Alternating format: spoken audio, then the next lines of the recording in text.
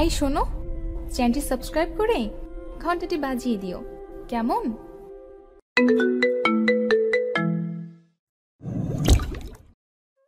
বিয়ে না হলে আমার টাকা ফেরত দিন। 10 লাখ টাকার জন্য নিজের বোনকে বিক্রি করে দিতে তোমার একটুও বাধলো না? অর্হিতার প্রশ্নের বিপরীতে তার ভাই অর্নিশ অবিচলিত গলায় বলল, বিক্রি বলছিস কেন? তোর বিয়ে ঠিক করেছি। বিয়ে? একটা বিবাহিত বাচ্চাওয়ালা পুরুষের সাথে নিজের কুমারী বোনের বিয়ের কথা ভাবতে তোমার একটু খারাপ লাগলো না? অর্নিশ ঠান্ডা স্বরে বলল, খারাপ লাগবে কেন? আর বিবাহিত পুরুষরা কি বিয়ে করে না? ছেলের অগাধ সম্পদ, তোর কোনো কিছুর অভাব হবে না। অর্হিত গর্জে উঠে বলল, করব না আমি বিয়ে। একটা বিবাহিত ছেলেকে আমি কখনো বিয়ে করব না। চলে যেতে বলো তাদের। বসার ঘর থেকে অর্হিতার কর্কশ স্বর স্পষ্ট শুনতে পেল নাইল, কিন্তু সে স্থির নিষ্কম্প। নাইলের পাশেই তার 7 বছরের মেয়ে পিউলি। অর্হিতার গলার স্বরে মৃদু কম্পন দিয়ে উঠল পিউলির ছোট্ট হৃৎপিণ্ডটা। বাবার দিকে অসহায় চোখে চেয়ে রইল। নাইল চোখে হাসল। মেয়েকে আশ্বস্ত করল তার বাবা সব সময় তার সাথে আছে। ছোট্ট করে মেয়েকে বলল, be a brave girl, not to worry. Piuli তার সরু শুষ্ক অধর বিস্তৃত করল। প্রসন্ন সে। ভেতর ঘর থেকে হনহনিয়ে আসলো অর্হিতা। জ্বলন্ত চোখে নাইলের দিকে চেয়ে খলবলিয়ে বলল, আপনার সাহস তো কম না? আপনি আবার এসেছেন? আমি তো বলেছি হবে না এই বিয়ে। মুচকি হাসল নাইল। উঠে দাঁড়ালো সে।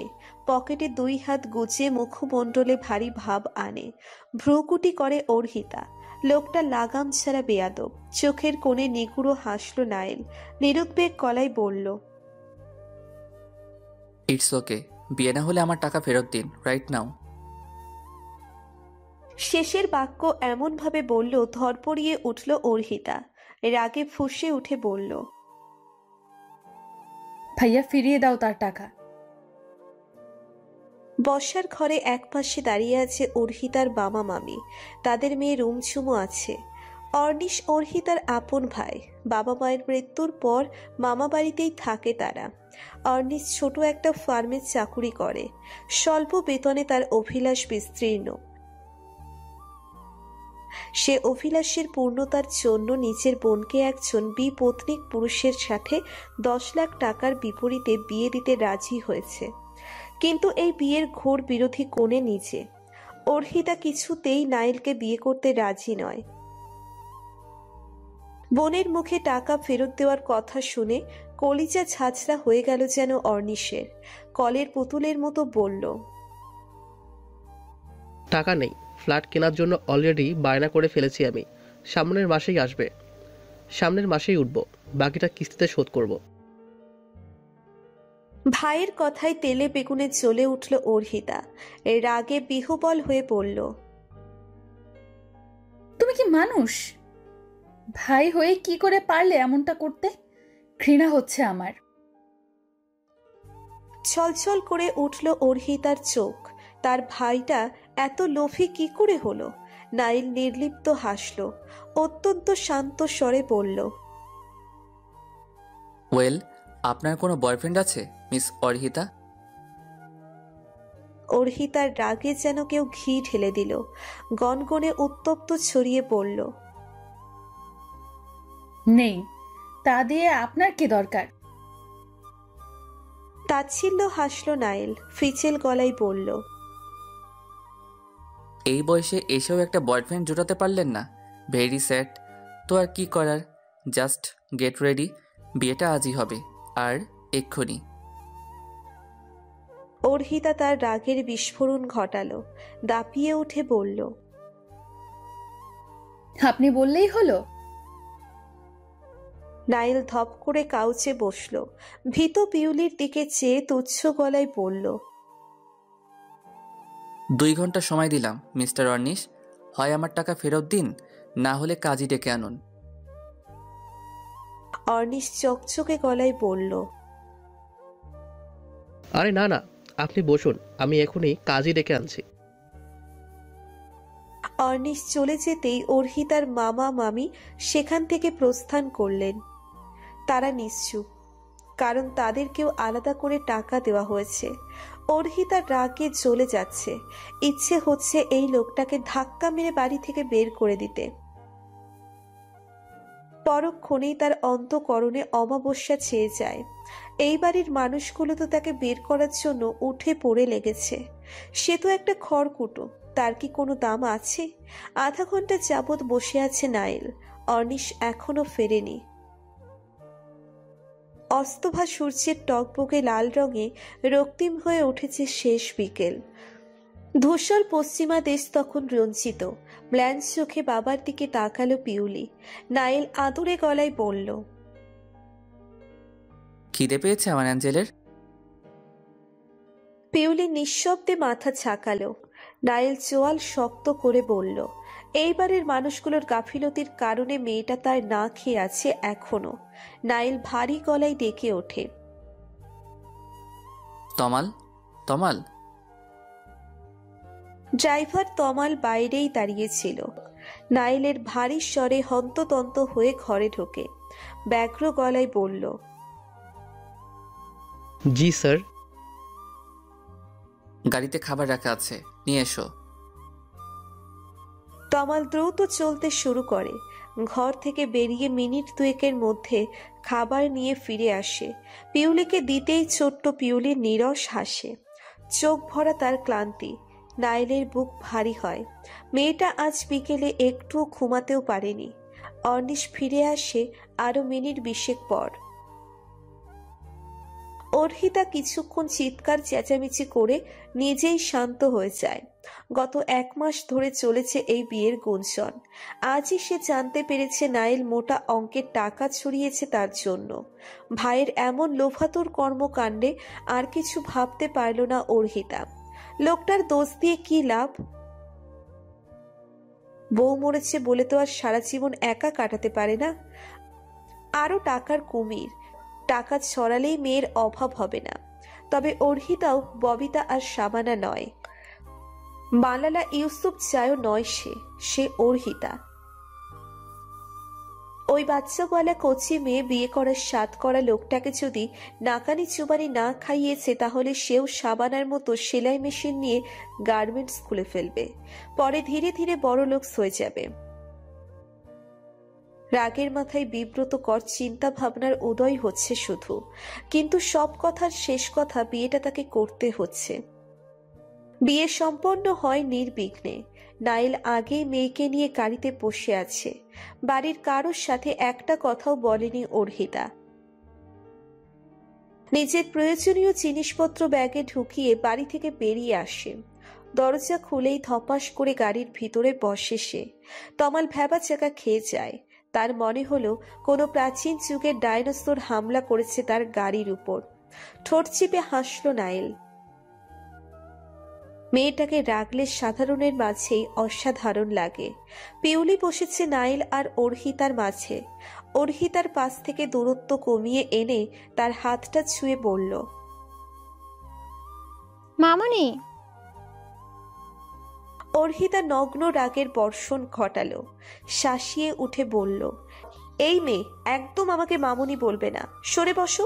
পিউলি ঠোঁট ফুলিয়ে ফেলে, যেন এখনই কেঁদে কেটে সাগর বানিয়ে ফেলবে। তাকে কাছে টেনে নেয় নাইল। বুকের বাপাশে ঠেসে রেখে জোর গলায় বলে ওঠে,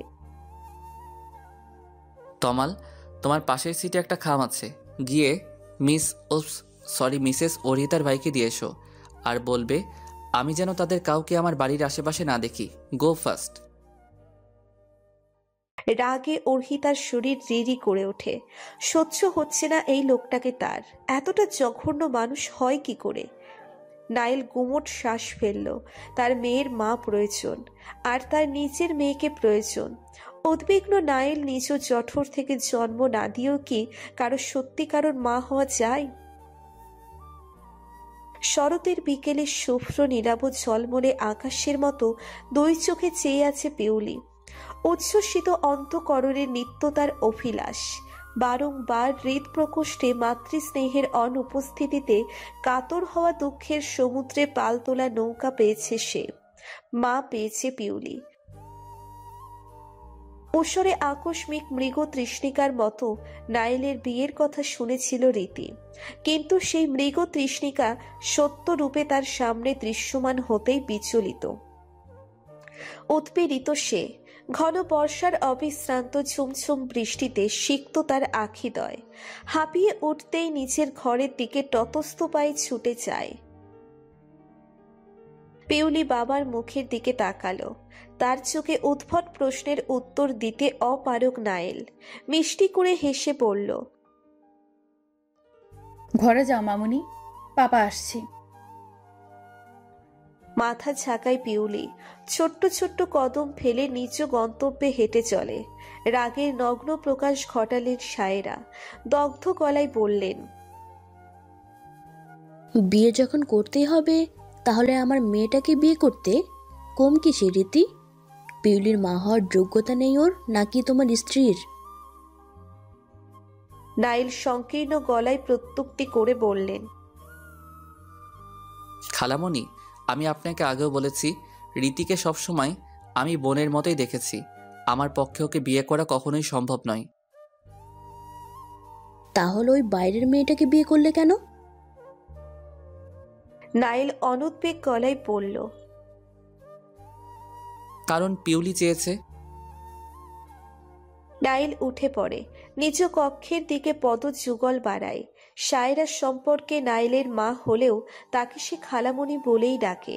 নাইলের মা মারা যাওয়ার পর তার বাবা নওশাদ সাহেব সায়রাকে বিয়ে করেন। সায়রা ডিভোর্সে ছিল। রীতি তার বোনের সন্তান। এখানে থেকে পড়ালেখা করে সে। রীতির মা বাবা গ্রামে থাকে। সায়রা চেয়েছিলেন রীতিকেই যেন নাইল বিয়ে করে, কিন্তু তার সেই আশায় পানি ঢেলে দিল পিউলি। নওশাদ সাহেব নির্লিপ্ত, উদাসীন হয়ে বসে আছেন তিনি। নাইল তার মেয়েকে নিয়ে ওভার পসেসিভ। সায়রা খসখসে গলায় বললেন, আপনি কিছু বলছেন না কেন?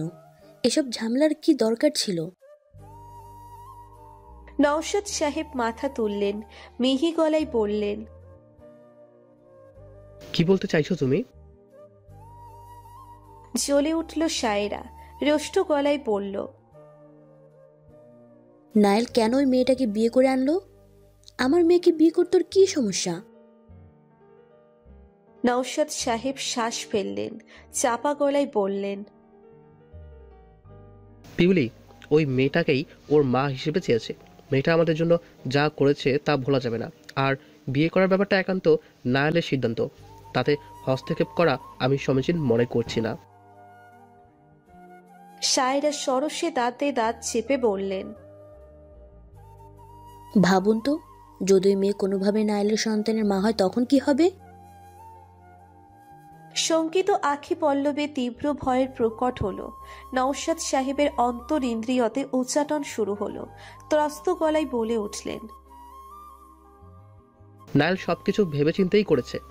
মেয়েটাকে সব জানিয়ে রাখবে হয়তো। যদি আমার কথাই সত্যি হয় তখন? পুরুষ মানুষও কতদিন নিজেকে আটকে রাখবে নারীর দেহের স্বাদ থেকে?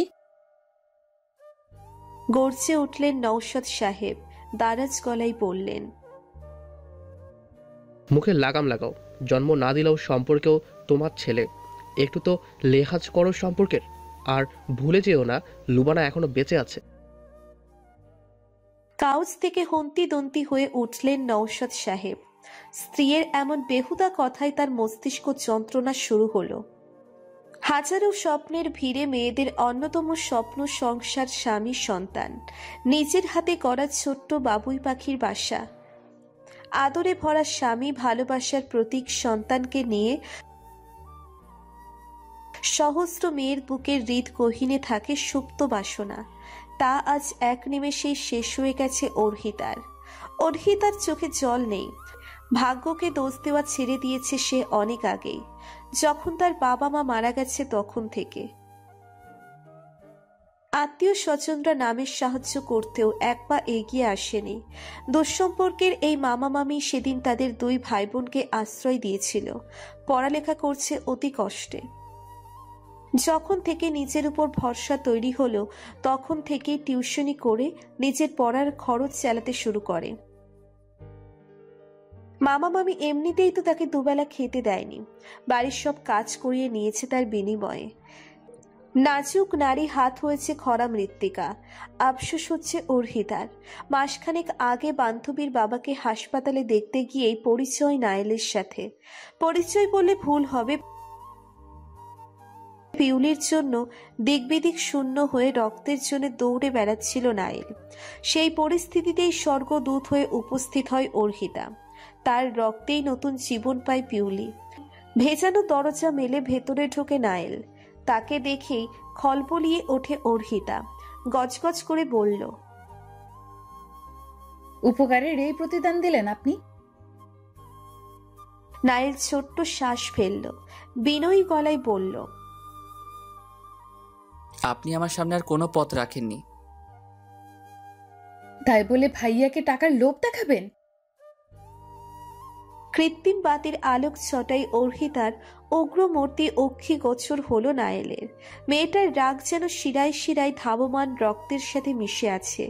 নায়েল নরম গলায় বলল, আমি বিয়ের প্রস্তাব পাঠিয়েছি, আপনি রিজেক্ট করেছেন, তাই বাধ্য হয়েছি আমি। কি ভাবেন আপনি নিজেকে? কিছুই না।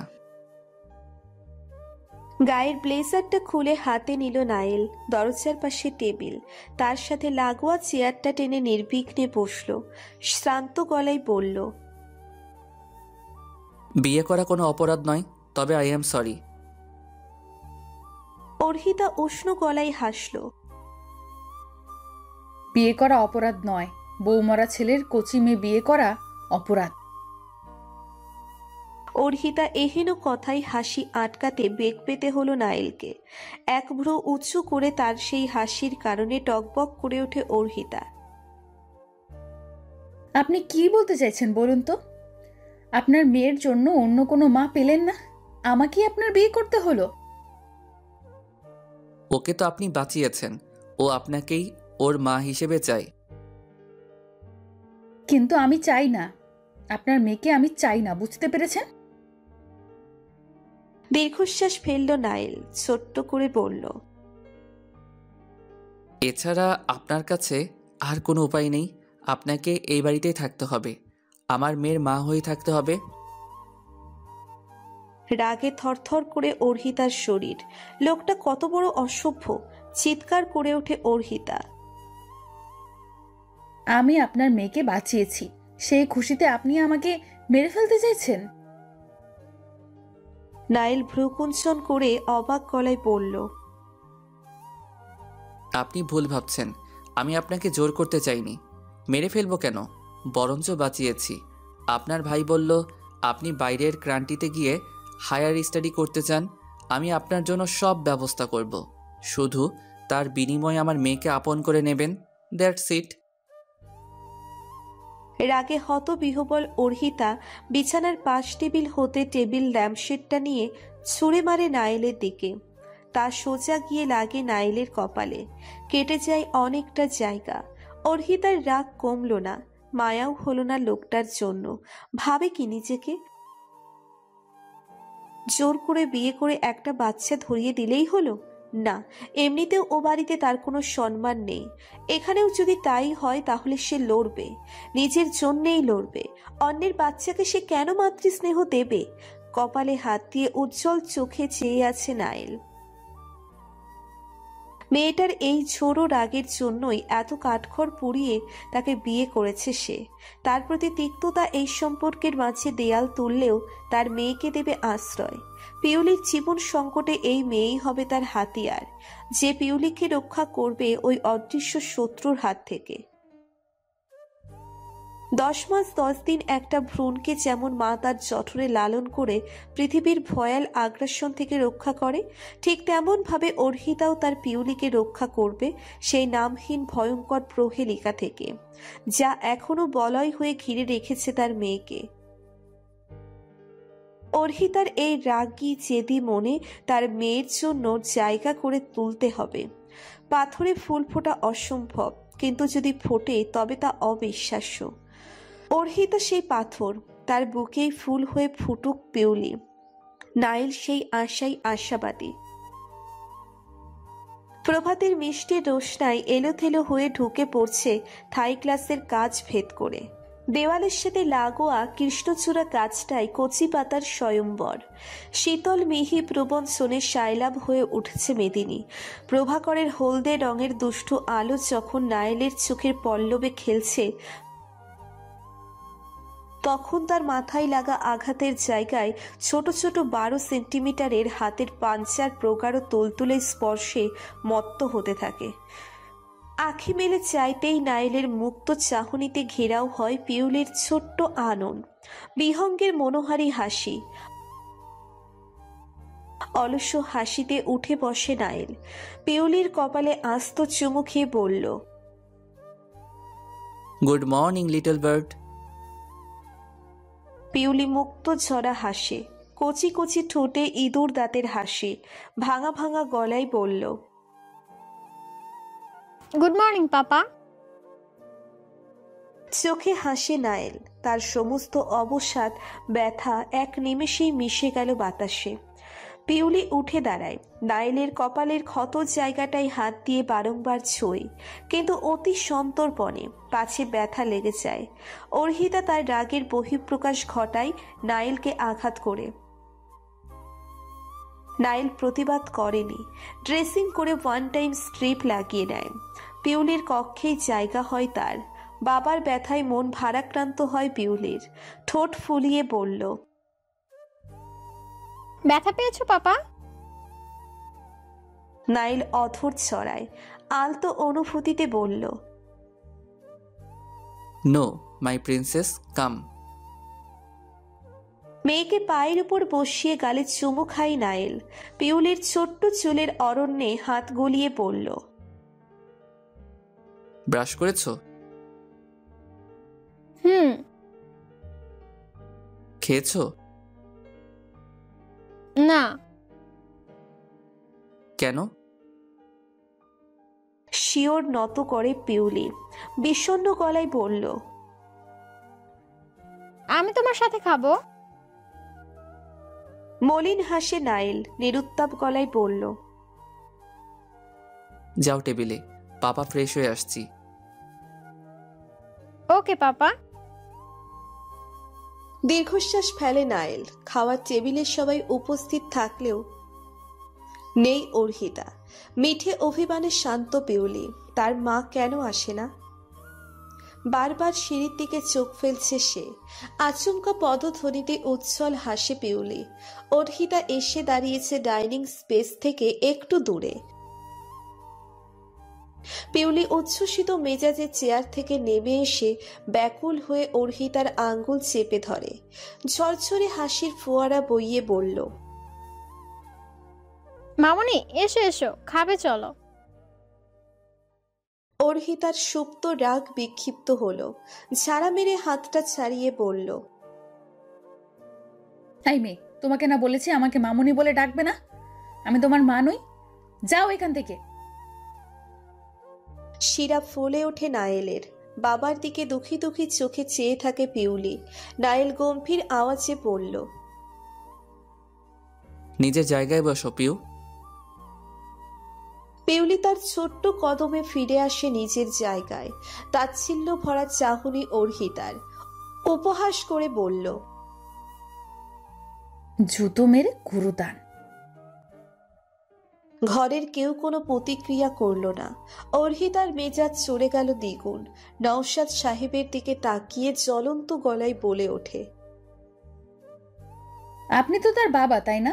আপনি পারতেন নিজের অবিবাহিত মেয়ের সাথে একটা বিবাহিত ছেলের বিয়ে দিতে? পারতেন? নওশাদ সাহেব কোনো কথা বলল না। নায়েলের দিকে তাকিয়ে গিলে নিলেন কথা। সরসে ফের বলে ওঠে অর্হিতা, মেয়ে তো আপনাদের বাসাতেই ছিল, তাহলে আমাকে কেন জোর করে বিয়ে করলো আপনার ছেলে? হৃদি মৃদুর চোখে নাইলের চক্ষু দর্পণে তাকালো। নাইল প্রতিক্রিয়াহীন, যেন কিছুই শোনেনি সে। অর্হিতার রাগ মানল না। রাগে হতবিহ্বল অর্হিতা চওড়া গলায় বলল, এই জন্যই হয়তো আপনার বউ মরে গেছে। টাকার প্রভাবে মানুষ কেনাবেচা করা যায়, স্বভাব তার সাথে এর চেয়ে আর ভালো কি হবে। নিজেকে কন্ট্রোল করার সমস্ত ক্ষমতা হারালো নাইল। তীব্র ক্রোধে চেয়ার ছেড়ে উঠে এসে সজোরে এক চড় বসিয়ে দেয় অর্হিতার গালে। উপস্থিত সকলে হতভম্ব। নাইল সহজে রাগে না, আর নিজের মেয়ের সামনে তো কখনোই না। পিউলি কেঁপে ওঠে। তার চোখের পাতায় নামে শ্রাবণ মেঘের ঢল। সক্রোধে খেকিয়ে ওঠে নাইল। আপনার সাথে যা হয়েছে তার জন্য আমি দায়ী। এই ব্যাপারে পরিবারে কোনো মানুষের সামনে আঙুল তোলা যাবে না। মিনিমাম ম্যানার্সটুকু আপনার নেই। একটা বাচ্চার সামনে কিভাবে কথা বলতে হয় আপনি জানেন না?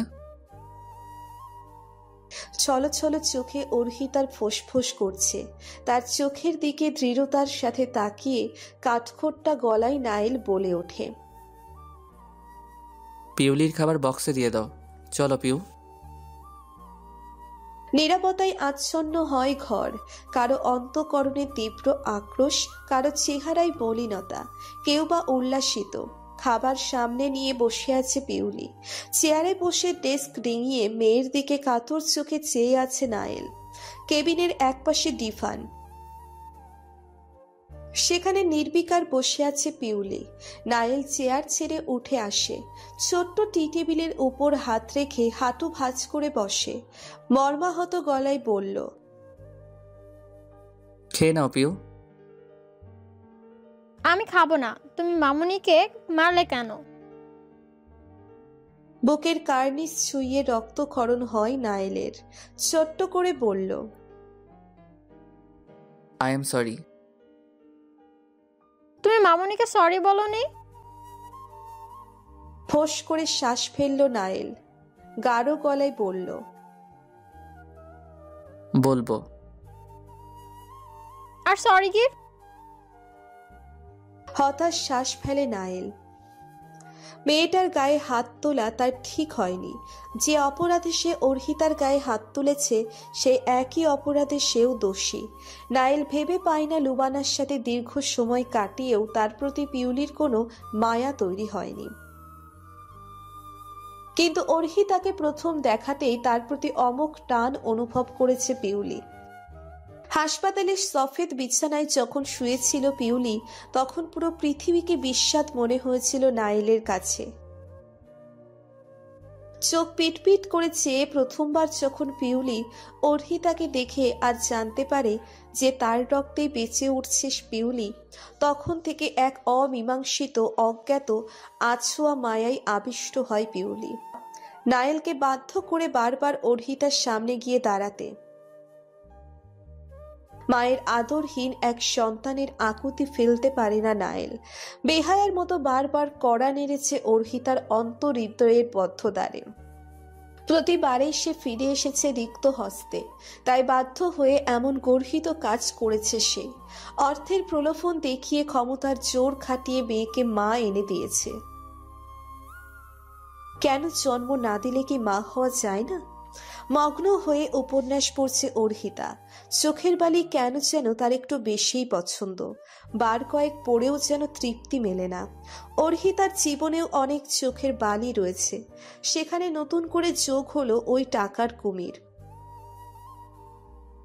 উপর হয়ে শুয়ে উপন্যাসে ধ্যান লাগিয়ে রেখেছে অর্হিতা। ছোট ছোট পায়ে তার পাশে পিউলি এসে দাঁড়িয়ে আছে, তা অর্হিতা টের পায়নি।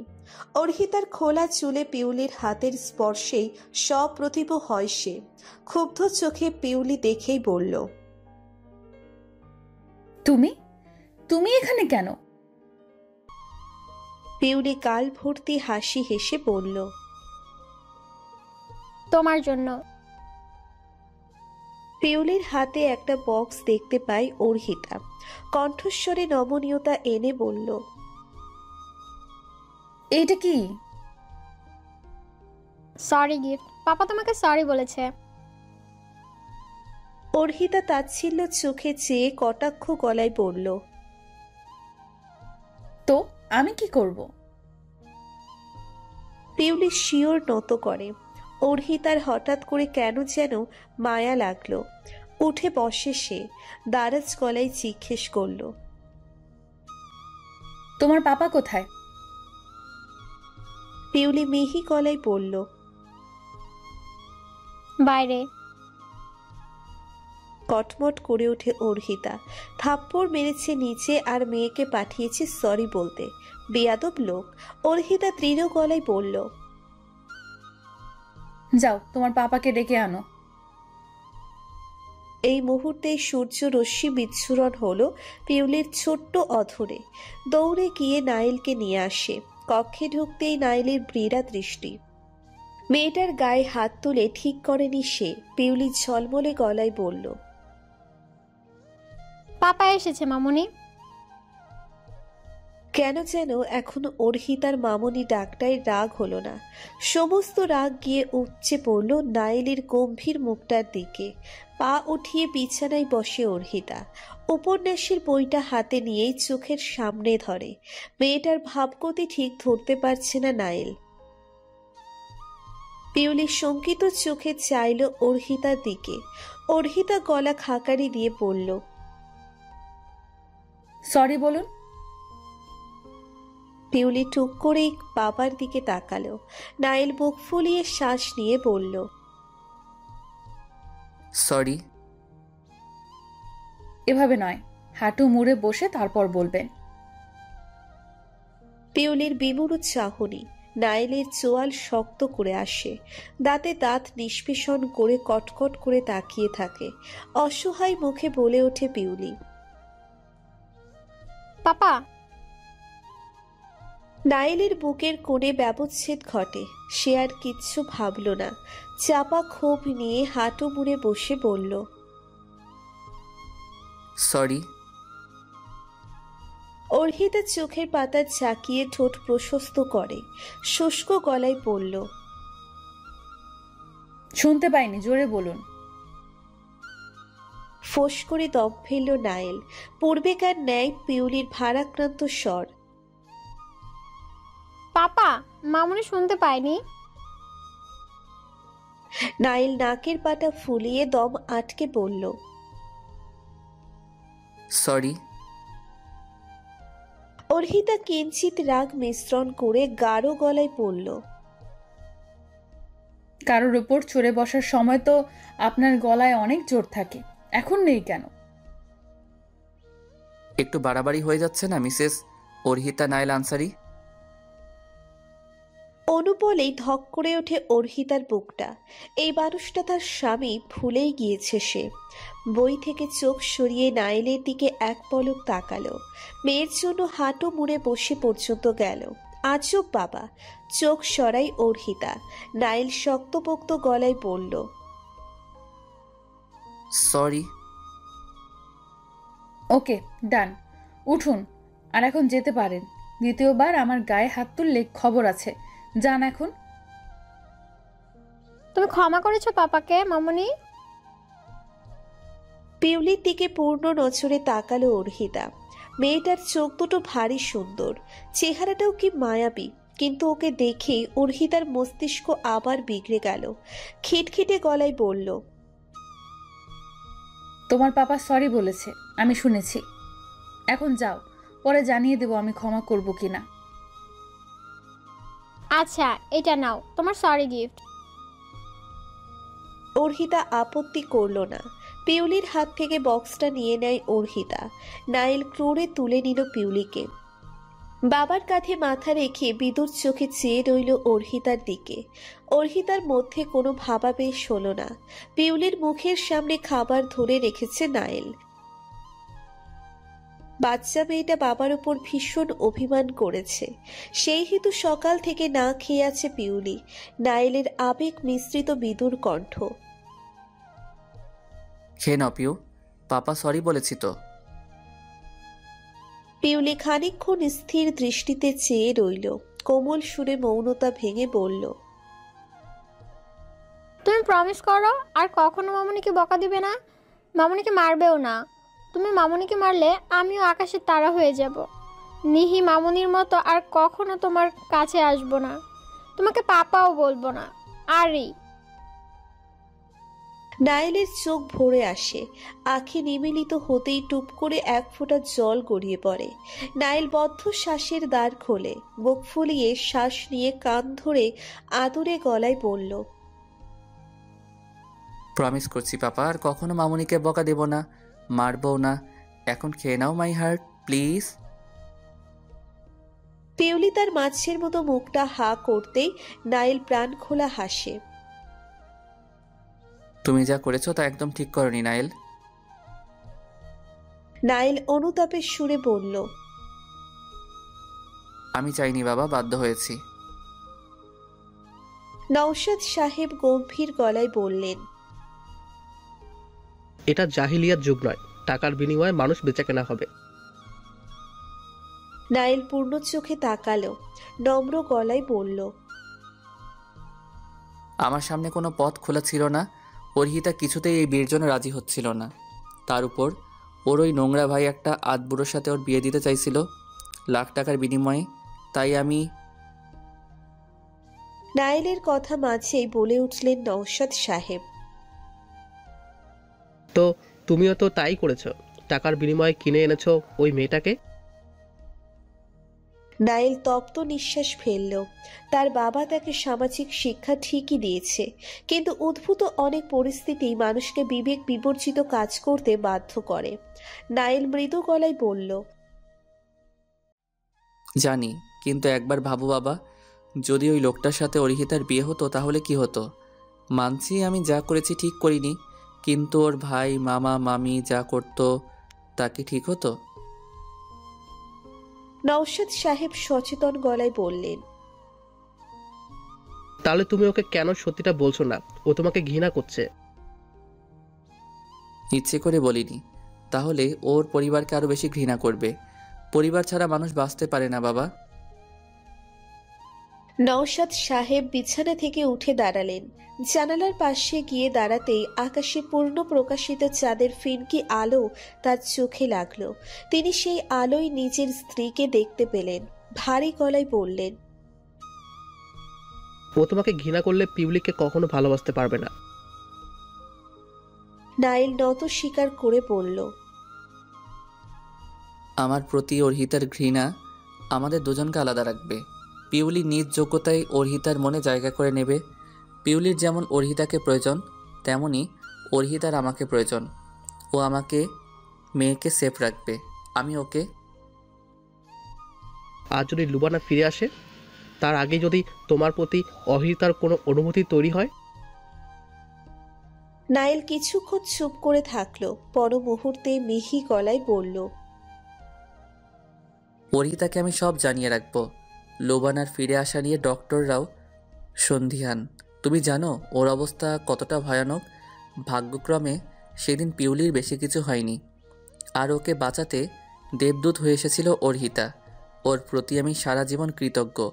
আমি যা করেছি ওর ভালোর জন্যই করেছি। সমাজ বলে কথা আছে নাইল, কতজনের মুখ আটকাবে তুমি? বিয়েতে কারো সর্বনাশ হয়ে যায় না বাবা। আমি ওর কোনো ক্ষতি করছি না, আমি শুধু আমার মেয়ের সেফটি চাই।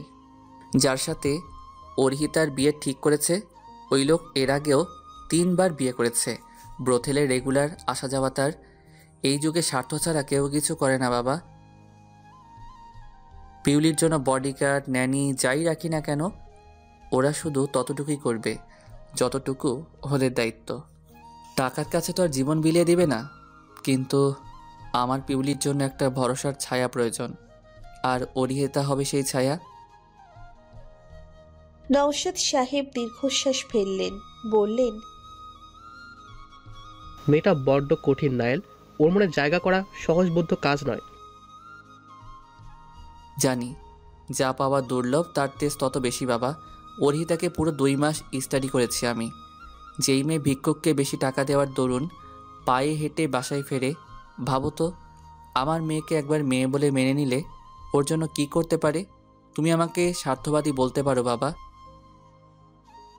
আমার পিউলির জন্য আমাকে যা করতে হবে আমি করব বাবা। নাইলের সিক্ত চোখের দিকে অনিমেষ চেয়ে রইল নওশাদ সাহেব। যেন নিজেকে দেখলেন তিনি। ড্রয়িং রুমের কাউচে পা ঝুলিয়ে বসে আছে পিউলি। তার এক পায়ে মোজা পরিয়ে দিচ্ছে নাইল, আরেক পা সমান তালে ঝুলিয়ে যাচ্ছে পিউলি। তার চোখে মুখে উছলে পড়া খুশি। নাইল চোখে হাসে, মৃদু গলায় জিজ্ঞেস করে, হাসছো কেন পিউ? পিউলি গাল ভরা হাসিতে বলল, মামনি সুন্দর। স্মিত হাসল নাইল। সকালবেলা যখন অর্হিতা তার অগোছালো জামা কাপড়ে বাইরে বেরিয়ে আসে, তখন পিউলি তার দরজার সামনে দাঁড়িয়েছিল। ঠোঁট চেপে সে কি হাসি! অর্হিতার চুলগুলো এলো থেলো, গায়ের জামাটা ছিল কুচকানো। রীতি এসে দাঁড়িয়েছে নাইলের পেছনে, অনুনয় সুরে বলল, তুমি ওঠো, আমি পিউলিকে তড়িয়ে করে দিচ্ছি। নাইল অবজ্ঞার সুরে বলল, নো থ্যাঙ্কস, আই উইল। রীতি কণ্ঠে চাপা ডাকের আবির্ভাব ঘটায়, বলল, আমার কি কোনো যোগ্যতা নেই পিউলির মা হওয়ার? রীতির করা প্রশ্নে বাবার দিকে ভূত দেখার মতো চাইল পিউলি। নাইল শান্ত গলায় বলল, রীতি, এখন এসব কথা বলার সময় না, যাও এখন। কেন? যে মেয়ে পিউলিকে মেনে নিতেই চাইছে না, তুমি তাকেই কেন বিয়ে করলে? তুমি ভালো করে জানো যে আমি। স্টপ দিস ননসেন্স রীতি। আমি তোমাকে বোনের থেকে বেশি আর কিছুই ভাবিনি। প্লিজ যাও এখান থেকে। রীতির চোখের বর্ষণ থামল না। স্ফীত হয়ে ফেপে উঠল তা, প্লাবিত হলো তার মুখমণ্ডল। প্রস্থান করে বিভীষিকাময় সেই স্থান। নাইলের বাবা সবটা শুনে নীরব রইলেন। পিউলির চোখে কৌতূহল, তার কৌতূহল দমাতে হেসে ওঠে নাইল। ক্ষীণ স্বরে বলল, চলো পিউ। নওশাদ সাহেব সন্ধানী চোখে চেয়ে বললেন, আজও কি পিউলিকে অফিসে নিয়ে যাবে? নাইল সহজ গলায় প্রত্যুক্তি করে, জি বাবা। রোজ রোজ ওকে অফিসে নিলে তোমার কাজের ক্ষতি হবে। তাছাড়া আজ 2 মাস হতে চলল পিউলি স্কুলে যাচ্ছে না। নাইলের চোয়াল শক্ত করে বিক্ষিপ্ত গলায় বলল, বেঁচে থাকলে আমার মেয়ে অনেক পড়তে পারবে। আপাতত স্কুলে না গেলে ওর বড় কোনো ক্ষতি হবে না। বাবার হাত ধরে কুটি কুটি পায়ে চলতে থাকে পিউলি। তার উচ্ছ্বাস আকাশ ছোঁয়া। সারাদিন বাবার সাথেই কাটে তার। তবে আগে এমনটা ছিল না। কাউচে বসলেন নওশাদ সাহেব। তার বুক চিরে বেরিয়ে এলো তীব্র দীর্ঘশ্বাস। সায়রা গনগনে চোখে চেয়ে আছেন। নওশাদ সাহেবের কাছে এসে খিমটি মেরে বললেন, বোনের মেয়েকে নিয়ে এমন পাগলামি না করলে কি নয় নাইলের? একটা অ্যাক্সিডেন্টই হয়েছে, এইটা নিয়ে এত চিন্তা করার কি? নওশাদ সাহেব শান্ত চোখে চেয়ে রইলেন। তার মেয়ে নিহিতার মৃত্যুর পর নিজের ভাগ্নিকে বাবার স্নেহে আগলে রেখেছে নাইল। সে স্নেহে সামান্য ব্যবচ্ছেদ মানতে নারাজ নাইল। তার ধারণা কেউ পিউলিকে মারতে চায়, যার দরুন ওই অ্যাক্সিডেন্ট সংঘটিত হয়েছে। রীতির গালে চপাট করে এক চর বসিয়ে দিলেন সায়রা। রাগে ফেটে পড়ে বললেন, একটা ছোট বাচ্চা মেয়েকে বশ করতে পারলি না, আর ওই নাইলটাকেও না। কি পারিস তুই? রীতি ছমছমিয়ে কেঁদে বুক ভাসায়। আর্দ্র গলায় বলল, আমার কি দোষ? আমি কি করব? নাইল কখনো আমার দিকে এগিয়ে আসেনি। আসিনি তো তুই যেতে পারলি না? প্রথমে লুবানা, এখন আবার এই অর্হিতা। লুবানার সাথে বিয়েটা হতে হতে হলো না, আর অর্হিতাকে তো বিয়ে করেই নিয়ে এসেছে। কাউকে জানালো না পর্যন্ত। এই ছেলে বহুত ধুরন্ধর। রীতি এক নাগারে কেঁদেই যাচ্ছে। সায়রা খুব করে চেয়েছেন তার বোনের মেয়েকে নাইলের সাথে বিয়ে দিয়ে এই বাড়িতে রেখে দিতে। মেয়েটা অনেক সহজ সরল, তিল থেকে তাল করার জো নেই তার। পড়ালেখা আর রান্নাবান্না ছাড়া কোনো কিছুতেই তার পদার্পণ নেই। মেয়েটার এই বোকামির জন্যেই সায়রা চিন্তিত। কোথায় গোছাবে একে? বারান্দায় দাঁড়িয়ে নাইলের গাড়ির দিকে তাকিয়ে আছে অর্হিতা। পিউলিকে গাড়িতে বসিয়েছে ড্রাইভিং সিটের পাশেই। আজ তমাল নেই, বাসায় আরও একটা গাড়ি আছে। মূলত নাইল নিজের গাড়ি নিজেই ড্রাইভ করে যতক্ষণ না সেখানে অন্য কারো প্রয়োজন পড়ে।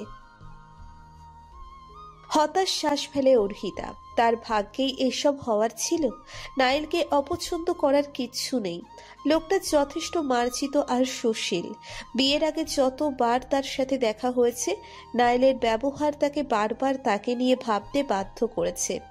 কিন্তু অর্হিতা এখন কোনো মতেই বিয়ের জন্য প্রস্তুত ছিল না।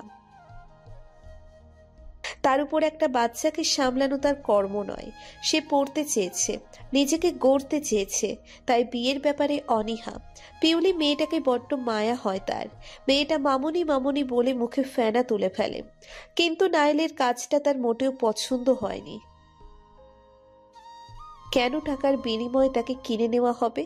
সে কি কোনো পণ্য? না। তাহলে অনিশ একটা লোভী অর্হিতা ভাবতে পারেনি টাকার জন্য বোনকে বিক্রি করে দেবে। এতটা বোঝা সে? চোখ ভরে আসে অর্হিতার। ভেবে পায় না কি করবে সে। বিয়ে তো বারবার হয় না, আর যা হয়ে গেছে তা সে চেয়েও অস্বীকার করতে পারবে না। কিন্তু সে পণ্য নয়। বুকের খাঁচায় দীর্ঘশ্বাস জমিয়ে ডাইনিং টেবিলে এসে বসে অর্হিতা। খিদেই পেটের নাড়ি ভুড়ি পেঁচিয়ে যাচ্ছে।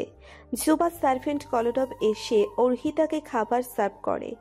অর্হিতা নাক কুচকায়। এত দামি খাবার খাওয়ার অভ্যেস তার নেই। মৃদু গলায় কলরবের উদ্দেশ্য করে বলল,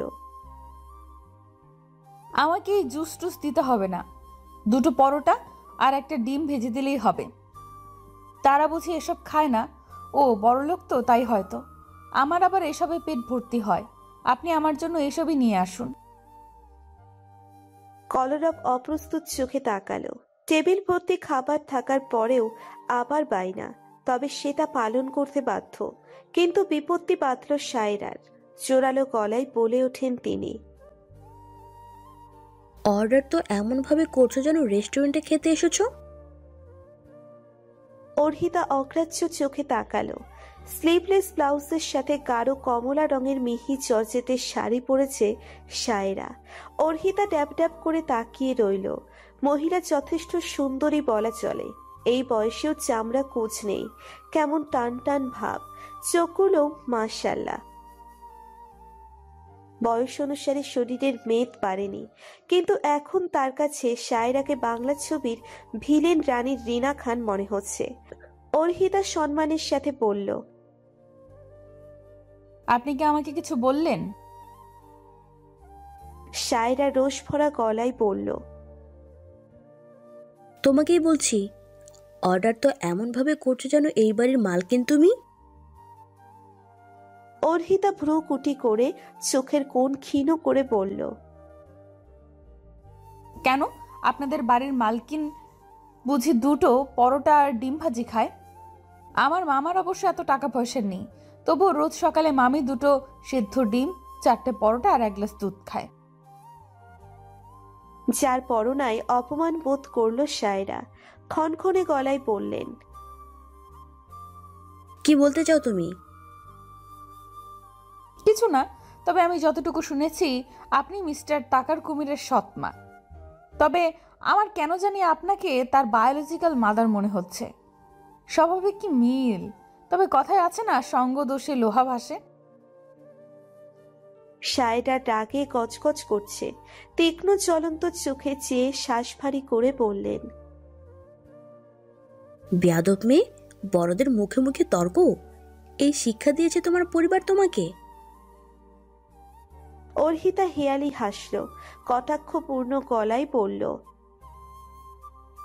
আমার তো বাবা মা নেই, আমার তো বাবা মাই নেই, শিক্ষা পাবো কোথা থেকে?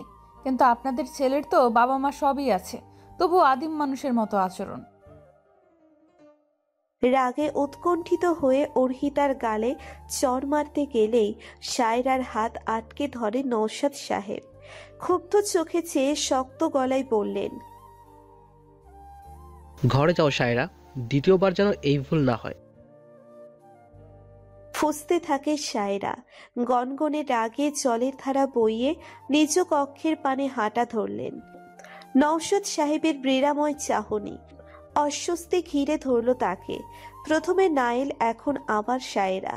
ভাবতে পারছেন না তিনি। লজ্জিত গলায় বললেন, তুমি কিছু মনে করো না মা, তোমার যা খেতে ইচ্ছে করবে ওদেরকে বলে দিও, কোনো সংকোচ করো না। অর্হিতা মুক্ত শ্বাস ফেলল, সশব্দে বলে উঠল, ধন্যবাদ। আদৌ কি আমার সে অধিকার আছে? নওশাদ সাহেব বিমূঢ় চোখে চাইলেন, পরক্ষণেই চাহনিতে টেনে আনলেন সরলতা। বললেন, আমার ছেলেটা ততটা খারাপ নয়, একটা ভুল করে ফেলেছে। তোমার সাথে ও যা করেছে এর শাস্তি তুমি ওকে দিতে পারো, তাতে আমার আপত্তি নেই। নায়েল নিজেও তোমার কাছে তা স্বীকার করেছে, কিন্তু কিন্তু পিউলির কোনো দোষ নেই এতে। ও তোমাকে মা মেনে নিয়েছে। একজন বাবা হয়ে আমি কখনো আমার মেয়ের সাথে একটা বিবাহিত ছেলের বিয়ে দেব না। তোমার মতামতকে আমি পূর্ণ সাপোর্ট করি, কিন্তু জীবন তো সহজ সরল নয় মা। ঘূর্ণায়মান পৃথিবীর মতো আমাদের এই ক্ষণস্থায়ী জীবনটাও গোলক ধাঁধা। তার এপিঠ ওপিঠ দুপিঠই আমাদের ভাবনার বাইরে। যা চাই তা ঘটে না, কিন্তু যা চাই না তাই ঘটে যায় অবিলম্বে। ঘটে যাওয়া দারুণ ঘটনা বা দুর্ঘটনার দুটোই আমাদের উপর ন্যস্ত। আমরা তাকে কোনভাবে গ্রহণ করব। কারো কাছে যা সুখকর, আবার কারো কাছে তা দুঃখজনক। এই যে বর্ষা এলেই প্রকৃতি সাজে নতুন সাজে। চারদিকে অথই জলে ক্লান্ত শ্রান্ত ধরণীতে নেমে আসে নব যৌবনা প্রাণের জোয়ার। কিন্তু এই বর্ষায় আবার দিন আনে দিন খায় মানুষের জন্য প্রাণনাশক। আমরা চেয়েও অনেক কিছু বদলাতে পারি না, মানিয়ে নিতে হয়, কিন্তু তা সহ্যের বাইরে নয়। তোমাকে জোর করার কেউ নেই। তুমি যথেষ্ট বুদ্ধিমতী, তোমার যা ঠিক মনে হয় তাই করবে। অর্হিতা মনোযোগ সহকারে সব শুনল, কিন্তু কোনো রাগ করল না। নওশাদ সাহেব বাড়ির বাইরে চলে গেলেন। অর্হিতার খিদে মরে গেল। চপল পদযুগল বাড়তে লাগলো নির্দিষ্ট গন্তব্যের দিকে। ডিভানের উপর বুক লাগিয়ে শুয়ে আছে পিউলি। দুই হাতের কোনোই ভেঙে ডিভানের সাথে ঠেকিয়ে চিবুকের নিচে গিয়ে রেখেছেন। গোল গোলে চোখ চেয়ে আছে সামনে রাখা ল্যাপটপের স্ক্রিনে। ছোট ছোট দাঁত বের করে খিলখিলিয়ে হেসে যাচ্ছে পিউলি। স্ক্রিনে তখন মোটু পাতলু কার্টুন দৃশ্যমান। নিজের চেয়ার থেকে পিউলির দিকে তাকিয়েই মুচকি হাসে নাইল। নাইল আর নিহিতা যমজ ভাই বোন। ভার্সিটিতে পড়াকালীন সেখানকার এক ছাত্রলীগের নেতার সাথে সখ্য করে ওঠে নিহিতার। পরিচয় থেকে পরিণয় ঘটতে বেশি সময় লাগেনি, কিন্তু হঠাৎ করেই একদিন শ্বশুরবাড়ি থেকে ফিরে আসে নিহিতা। তখন সে সন্তান সম্ভবা। মাস দুয়েক যাওয়ার পরও যখন ও বাড়ির কেউ খোঁজ নিল না, তখন নওশাদ সাহেব শঙ্কিত হলেন। তিনি খবর পাঠালেন, কিন্তু ও বাড়ির মানুষ নিহিতার উপর আরোপ লাগালো। নিহিতার স্বামী মাহিম জানায় নিহিতার অন্য কারোর সাথে সম্পর্ক আছে, যা সে নিজের চোখে দেখেছে। তার কাছে উপযুক্ত প্রমাণও আছে। সব প্রমাণই নিহিতার বিপরীতে। যে ছেলেটাকে নিয়ে নিহিতাকে সন্দেহ করা হয় তাকে অনেক খুঁজেছে নাইল, কিন্তু পায়নি, কারণ তাকে শুধু নিহিতাই দেখেছে। কোনো ছবিতেই ছেলেটির চেহারা দৃশ্যমান নয়। নিহিতা বলেছে ছেলেটার সাথে তার এমনিতেই জানাশোনা ছিল। এর চেয়ে বেশি কিচ্ছু না। অনেক ঝামেলার পর ডিভোর্স হয়ে যায় তাদের, কিন্তু নিহিতা তখন প্রেগনেন্ট। সেই হিসেবে আইনত ডিভোর্স গ্রান্টেড নয়। কিন্তু সন্তানের কথা ও বাড়ির কাউকে জানানো হয়নি। মাস চারেক পর মাহিম আবার বিয়ে করেন। পিউলির জন্মের 6 মাস পর অ্যাক্সিডেন্টে মরে যায় নিহিতা। ভড়কে যায় নাইল। তার মায়ের মৃত্যুও হয়েছিল তার অ্যাক্সিডেন্টে। নিহিতারও। তার মায়ের মৃত্যু হয়েছিল কার অ্যাক্সিডেন্টে? নিহিতারও। একবার নাইলের মনে হয়েছিল হয়তো কাজটা মাহিম করছে ঝামেলা শেষ করতে, কিন্তু পরক্ষণেই সে ভেবেছে মাহিম তো জানেই না এই সন্তানের কথা। পিউলিকে বাবার স্নেহেই প্রতিপালন করে নাইল। তাকে বিয়ের জন্য চাপ দিতে থাকে নওশাদ সাহেব। আপত্তি করল না সে। লুবানার সাথে বিয়ে ঠিক হতেই তাদেরকে সবটা জানানো হয়। শুধু অনুরোধ করে পিউলিকে যেন কখনো এইটা না বলা হয় যে নাইল পিউলির বায়োলজিক্যাল ফাদার নয়। বিয়ে ঠিক হওয়ার কিছুদিন পরেই সেই মর্মান্তিক অ্যাক্সিডেন্ট। নাইল ড্যাম শিওর কেউ ইচ্ছে করে এসব করছে। পিউলি হয়তো তাদের টার্গেট, কিন্তু কেন? নাইলের ভাবনা কাটে তার মুঠো ফোনের ভাইব্রেশনে। ওপাশ থেকে কি বলল কে জানে। নাইল উদ্বিগ্ন হয়ে পড়ল। পিউলির কাছে গিয়ে মৃদু গলায় বলল, পিউ, পাপা বাইরে যাচ্ছি, তুমি এখানেই থাকো। আমি শ্যামল আঙ্কেলকে বলে যাচ্ছি, কিছু লাগলে তাকে বলো। ওকে পাপা। আর এখান থেকে বের হবে না। পাপা একটু পরেই ফিরে আসছি। ওকে। ইন্টেনসিভ কেয়ার ইউনিটের ডাক্তাররা ব্যস্ত। আচমকা লুবানার অবস্থার অবনতি ঘটেছে। তাকে লাইফ সাপোর্টে রাখা হয়েছে। ডাক্তার আজমল সেখান থেকে বের হতেই তাড়া দিয়ে জিজ্ঞেস করল নাইল, এখন কি অবস্থা? ডাক্তার আজমল জ্যোতিহীন গলায় বলল, দেখুন, পেশেন্টের অবস্থা খুবই ক্রিটিক্যাল। আমরা আপাতত আপনাকে কোনো আশা দিতে পারছি না, বাকিটা ভাগ্য। করুণ শ্বাস ফেললেন তিনি। নাইল বাইরে থেকে গ্লাস গলিয়ে একবার ভিতরে তাকালো। মেয়েটার অবস্থার জন্য হয়তো সেই দায়ী। তপ্ত মরুর বুকে এক পশলা বৃষ্টি নেমেছে দুপুর লগ্নে। সেই বৃষ্টি মাথায় করে বাড়ি ফিরেছে নাইল। লুবানার অবস্থা দেখে তার কাজে মন বসাতে পারেনি নাইল। লুবানার বেঁচে থাকা জরুরি, কারণ সেই বলতে পারবে এই অ্যাক্সিডেন্টে কে ঘটিয়েছে। পিউলির ভেজা চুলে তোয়ালে ঘষছে নাইল। পিউলিকে গোসল করিয়ে এনেছে। বিছানায় বসিয়ে তার চুল মুছে দিচ্ছে। পিউলি টুকটুক করে হাসছে। নাইল শান্ত গলায় প্রশ্ন করে, পিউ, সেদিন লোবানা আন্টি কার সাথে দেখা করতে গিয়েছিল? পিউলির চোখ পিটপিট করে। চোখের উপর পড়ে থাকা অগোছালো চুলগুলো হাতের তালুর সাহায্যে ঘষে সরিয়ে দেয়। আদুরে গলায় বলল, আঙ্কেলের সাথে। নাইল আগ্রহদীপ্ত হয়ে বলল, কোন আঙ্কেল? তুমি চেনো তাকে? আর কখনো দেখেছিলে?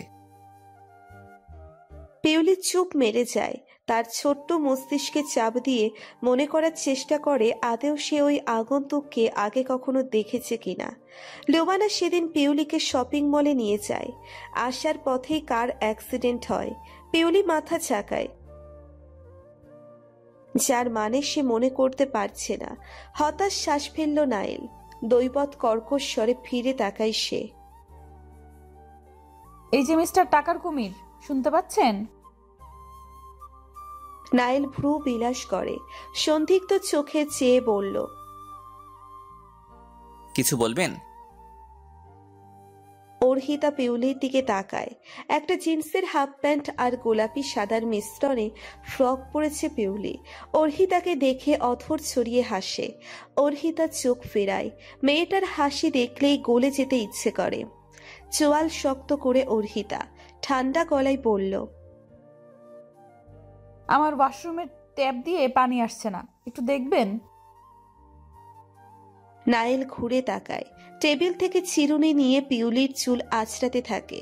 নিরুদ্বেগ গলায় বলল, কলরবকে বলুন লোক এনে ঠিক করিয়ে দেবে। কেন, আপনি ঠিক করতে পারেন না? অর্হিতার ঠেস মারা কণ্ঠে নাইল অপ্রস্তুত হয়। পিউলিকে বিছানার উপর থেকে কোলে নিয়ে বলল, চলুন দেখছি। নাইলের কক্ষের পাশেই পিউলির কক্ষ। তার ডান দিকে অর্হিতার। অর্হিতার কক্ষের বারান্দা আর পিউলির কক্ষের বারান্দা একই। ট্যাপ খুলে ফেলেছে নাইল, কিন্তু তার আগে ছাদে গিয়ে পানির লাইন বন্ধ করে দিয়ে এসেছে। পিউ দাঁড়িয়ে আছে অর্হিতার বিছানার উপর। উৎসুক নজরে চেয়ে আছে সে। ট্যাপের মুখে ময়লা জমে পানি আসতে বাধা দিচ্ছিল। অর্হিতা নাইলের পাশেই দাঁড়িয়ে আছে। নাইল কি করছে তাই দেখছে মনোযোগ দিয়ে। চকিতে ট্যাপের পাইপ দিয়ে দুদরমণীয় জলস্রোত শুরু হয়। তা গিয়ে হানা দেয় নাইলের চোখে। ছিটকে সরে আসে নাইল। তড়িঘড়ি করে নাইলকে সামলাতে গিয়ে তার উপর পড়ে যায় অর্হিতা। জলস্রোত সমান্তরালে গিয়ে দেওয়ালে আছড়ে পড়ছে। সেখান থেকে তাদের দুজনের শায়িত শরীরে সেকেন্ডের ব্যবধানে এমন বিব্রতকর ঘটনার সম্মুখীন হবে তারা বুঝতেই পারেনি। অর্হিতার সম্পূর্ণ ভর নাইলের বক্ষপুটে। বরফের মতো জমে গেছে অর্হিতা। হুটোপুটি করে উঠে দাঁড়ায়। ভিজে চুপচুপ দুই কপতি একে অন্যের দিকে তাকাতে পারছে না। নাইলের স্যান্ডো গেঞ্জি ভিজে, তার কায়া দৃশ্যমান। অর্হিতার অথর বেয়ে গড়িয়ে পড়ছে পানি। অপ্রস্তুত গলায় বলল, সরি। নাইল চোখ উঠালো না। তার মাথায় রাগ চেপেছে। পানির লাইন সে বন্ধ করে দিয়ে এসেছে, তাহলে পানি এলো কোথা থেকে? নির্ঘাত কেউ ছেড়েছে। নাইল অনুতপ্তের সুরে বলল, সরি, আসলে আমি।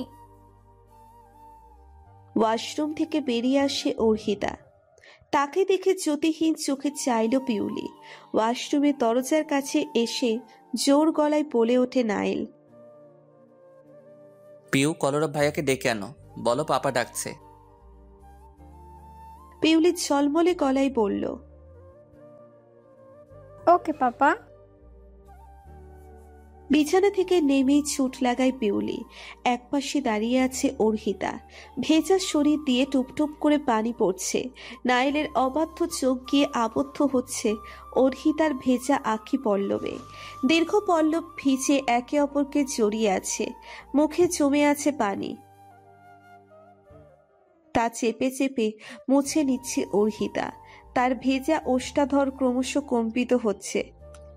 পরিস্থিতির অস্থিরতা কমাতে ওয়াশরুমে গিয়ে ঢোকে নাইল। হুড়োহুড়ি করে কক্ষে প্রবেশ করে কলরব। ওয়াশরুমের ভিতর দিকে উকি মারতেই নাইল তর্জন গর্জন করে বলল, পানি ছেড়েছে কে?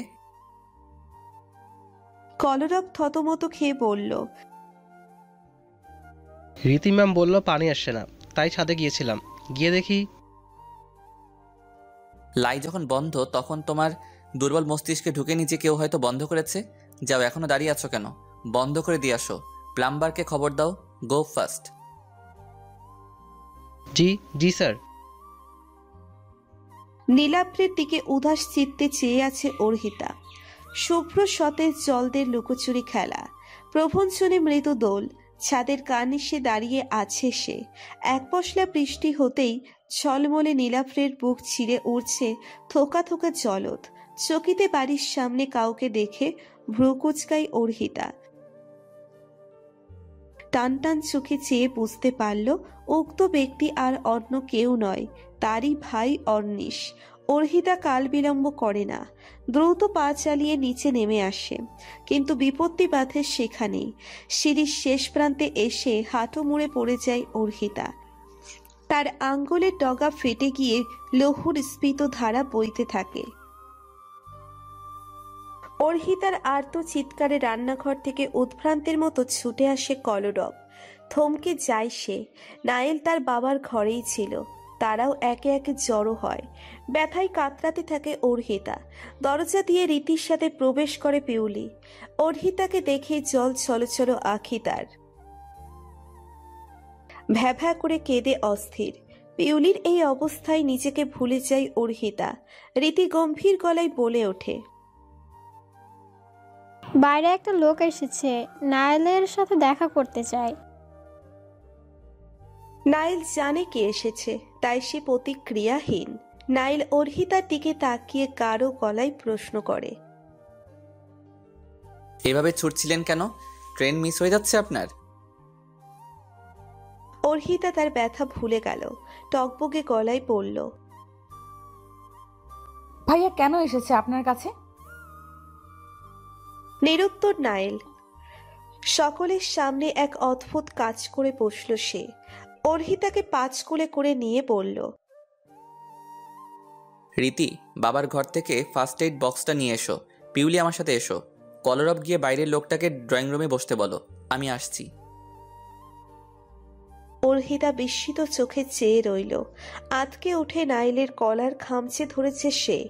নাইলের সোজা দৃষ্টি, অর্হিতার ঘোর লাগা চাহনি নাইলের গম্ভীর মুখে। কক্ষে নিয়ে বিছানায় আধশোয়া করে বসাই অর্হিতাকে। রীতি ফার্স্ট এইড বক্স নিয়ে এসেছে, তাকে চলে যেতে বলে নাইল। রীতি একবার কঠিন চোখে তাকায় অর্হিতার দিকে। বিছানায় উঠে বসে পিউলি, একদম অর্হিতার পায়ের কাছে। নাইল তুলো দিয়ে প্রথমে রক্ত মুছে নেয়। পিউলি থেমে থেমে ফু দিচ্ছে আর বলছে, মামুনি ব্যথা করছে। অর্হিতা জবাব দিল না। সে অনিমেষ চেয়ে রইল নাইলের দিকে। লোকটার মধ্যে কোনো উত্তেজনা নেই, স্বাভাবিক সে। ব্যান্ডেজ করে ক্ষান্ত হয় নাইল। আর কোনো কথা না বলে পিউলিকে নিয়ে বেরিয়ে আসে। অর্হিতা ফ্যাল ফ্যাল করে চেয়ে রইল। ড্রয়িং রুমে বসে আছে অর্নিশ। নাইল পিউলিকে নওশাদ সাহেবের কাছে যেতে বলল। কাউচের একপাশে বসে প্রশ্ন ছড়ে, কেন এসেছেন? অর্নিশ মৃদু হাসল, মেয়ে গলায় বলল, মানে আসলে আমার কিছু টাকার প্রয়োজন ছিল। নাইল ক্ষুব্ধ চোখে চাইতেই অর্নিশ অধৈর্য গলায় বলল, আরে রাগ করবেন না, এইগুলো ধার হিসেবে দিব, শোধ করে দিব পরে। মাত্র 3 লাখ হলেই চলবে। শটান করে উঠে দাঁড়ায় নাইল, ক্রোধিত গলায় বলল, get out, I say get out. অপমান বোধ করল অর্নিশ, রুষ্ট গলায় বলল, দেখুন নাইল, আমি আপনাকে যেতে বলেছি। 15 লাখ টাকা দিয়েছি আপনাকে, আবার কোন সাহসে এসেছেন? কেমন ভাই আপনি? শুধু অর্হিতা আমার কাছে সময় চেয়েছিল বলে? না হলে একটা টাকাও পেতেন না আপনি। বের হন এই বাড়ি থেকে, আর কখন এখানে আসবেন না। Just leave. ঢোক গিলল অর্নিশ, কণ্ঠে চাপা রাগ, চোখ ভরা রোষ। বিছানায় বসে খুটখুট করছে অর্হিতা। পায়ের আঙ্গুলের ব্যথা বেড়েছে, কনকন করছে। পা গুটিয়ে নিয়ে আঙুলের মাথায় হাত ছোয়ালো অতি সন্তর্পণে। ব্যথা যেন ক্রমশ তরতরিয়ে উপরে উঠে আসছে। ঘড়িতে তখন 10টা। ব্যথায় উলুথুলু নড়াচড়ায় বিছানায় হাল বেগতি। ভেজানো দরজা ঠেলে ভেতরে ঢোকে নাইল, স্বাভাবিক অভিব্যক্তি। তার কোলে পিউলি, চিলতে হাসি পিউলির ছোট্ট লাল ঠোঁটে। মাকে দেখার উপচে পড়া খুশি। অর্হিতাকে কাতরাতে দেখে ভ্রুতে টান পড়ে নাইলের। চোখের কোটরে বিস্ময় খেলিয়ে বলে, আপনি ঠিক আছেন? মুখ ঘুরিয়ে নেয় অর্হিতা। পিউলি মনমরা চোখে বাবার দিকে তাকায়। নাইল নিরুত্তেজ। পিউলিকে বিছানার ওপর দাঁড় করিয়ে বেডশিট টেনে যতটুকু গোছানো যায় ততটুকুই করল। যার পরনায় অবাক হয় অর্হিতা। এই লোকটা কি অদ্ভুত! গজে রক্ত ভরে আছে, তাই দেখে অবিচলিত চোখে তাকায় নাইল। বেডসাইড টেবিলে রাখা ফার্স্ট এইড বক্সটা নিয়ে পুনরায় ব্যান্ডেজ করে অর্হিতার পায়ে। আগের গজটা ঝুড়িতে ফেলতেই অর্হিতার শক্ত কণ্ঠে সপ্রতিভ হয় নাইল, ভাইয়াকে টাকা কেন দিয়েছেন আপনি? নাইলের নজর বিদ্ধ হয় পিউলির ছোট্ট গোলুমলু মুখে। শুষ্ক চোখে চেয়ে আছে সে। বাবার দিকে ছোড়া প্রশ্নের উত্তরের অপেক্ষায়। নাইল শান্ত গলায় বলল, পিউ, দাদুর কাছে যাও। ওকে বাবা, গুড নাইট মামুনি। পিউলির দিকে তাকালো না অর্হিতা। তার শক্ত কঠিন স্থির দৃষ্টি নাইলের দিকে। পিউলি বিছানা থেকে নেমে বেরিয়ে যায়। নাইল অর্হিতার কাছে এসে দাঁড়ায়, একটু ঝুঁকে বিছানায় হাত রাখে। নাইলের মুখটা এখন সেন্টিমিটার ভেদে অর্হিতার কাছে। মোলায়েম গলায় বলল, আপনি আমাকে বাধ্য করেছেন। আমি আপনার কাছে সময় চেয়েছি নায়েল। এই সময়টা তো আমার কাছে নেই অর্হিতা। পিওর আপনাকে প্রয়োজন। নিজের অজান্তেই অর্হিতার মুখ থেকে বেরিয়ে এলো এক অপ্রত্যাশিত কথা। আর আপনার? নিজের কথায় নিজেই অবাক হয় অর্হিতা। ভাষা ভাষা চোখে নায়েলের দিকে চাইতেই বিগলিত হাসে নায়েল। লোকটার হাসিতে মাধুর্যতা আছে। প্রথম দিন দেখা করতে গিয়েও এভাবেই হেসেছিল লোকটা, অধরের কোণে গহন হাসি।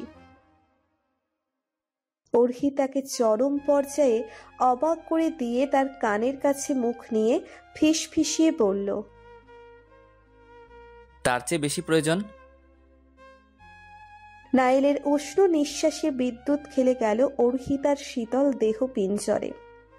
থামল না নায়েল। পা চালিয়ে দরজার কাছে আসতেই অর্হিতার বিষাদগ্রস্ত কণ্ঠ, আমার জায়গায় আপনি হলে সবটা মেনে নিতে পারতেন? অর্হিতার কথা কর্ণগোচর হতেই দৃঢ় হয় নায়েল। ট্রাউজারের পকেটে হাত ঢুকিয়ে উদাস এসে বলল, হয়তো কখনো জানবেন আপনার বর্তমান জায়গায় আমি আরো আগে থেকেই দাঁড়িয়ে আছি। নায়েলের কথার মানে বুঝল না অর্হিতা। ভাবিত নয়নে অনিমেষ চেয়ে রইল সে। অর্হিতার বোধগম্য হল না, তার চক্ষু দর্পণ থেকে অনেক আগেই লুপ্ত হয়ে গেছে নায়েল। সবুজাব কৃত্রিম বাতির মৃদু আলোক ছটায় বসে আছে নায়েল। বিছানার হেডবোর্ডের সাথে হেলিয়ে রেখেছে মাথা। তার মুদিত আখি যুগলে ভেসে উঠেছে অর্হিতার মিষ্টি মুখচ্ছবি।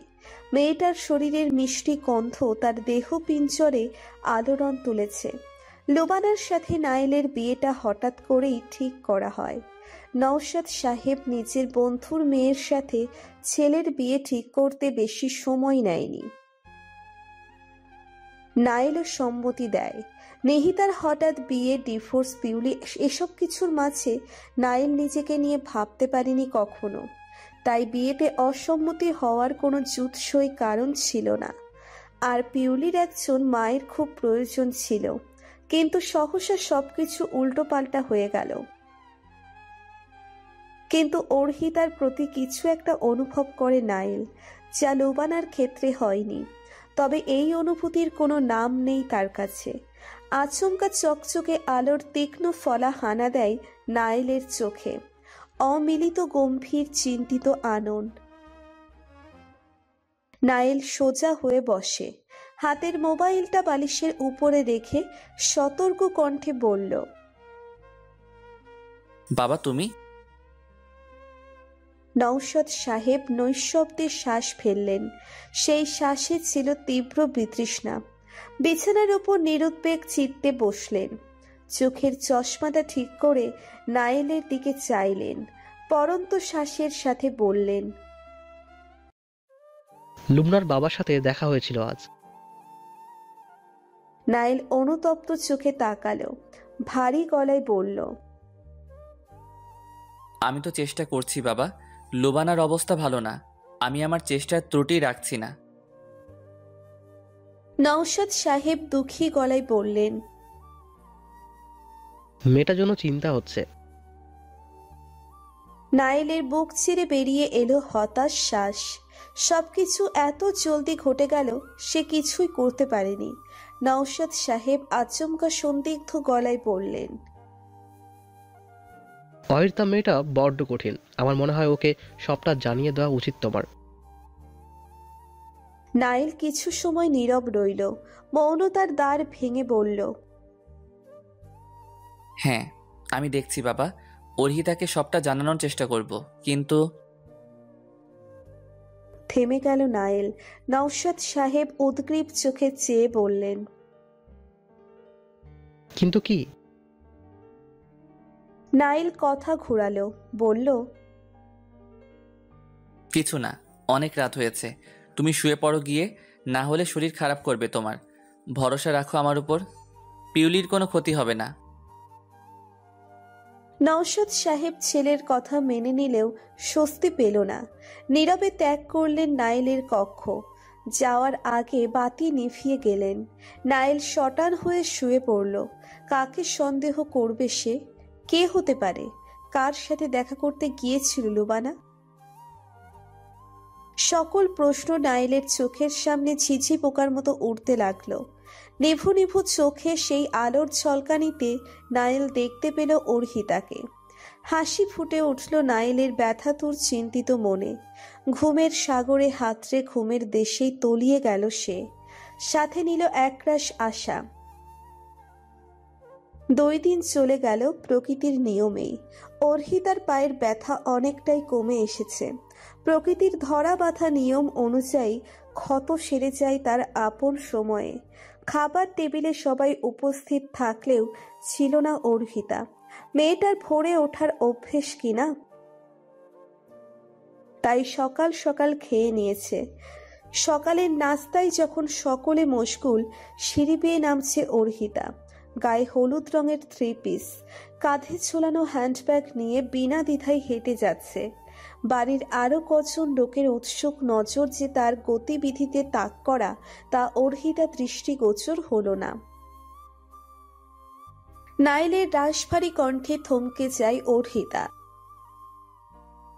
অর্হিতা, কোথায় যাচ্ছেন? অর্হিতার সামনে এসে দাঁড়িয়েছে নাইল। ভ্রুজোড়া নাচিয়ে সন্ধানী চোখে চেয়ে ফের প্রশ্ন করল, কোথায় যাচ্ছেন? অর্হিতা ভাবাবেশ ছাড়াই উত্তর করল, বাইরে। আপনার তো ক্লাস নেই, পরীক্ষা তো শেষ, রেজাল্ট আসতে দেরি আছে। অর্হিতা কণ্ঠে রোষ নিয়ে বলল, তো ভর্তি তো হতে হবে আমাকে, তাই না?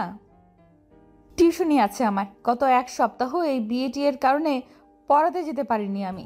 স্টুডেন্টের মায়েরা লাগাতার কল করছে। নাইল তপ্ত শ্বাস ফেলে বলল, তাদেরকে বলুন আপনি আর পড়াবেন না। অর্হিতা চোখ ছোট ছোট করে তীক্ষ্ণ চোখে তাকালো, ঠেস মেরে বলল, ভর্তির টাকা কি আপনি দেবেন? দরকার হলে তাই। চকিতে অর্হিতার হাত চেপে ধরে নাইল। তাকে টেনে সিঁড়ি দিয়ে ওপরে নিয়ে যায়। পিউলি স্থির দৃষ্টিতে তাকিয়ে তার বাবার অদ্ভুত কাণ্ড দেখল। কক্ষে প্রবেশ করা মাত্রই অর্হিতা ধাক্কা মারে নাইলকে। তীব্র বিতৃষ্ণা নিয়ে বলল,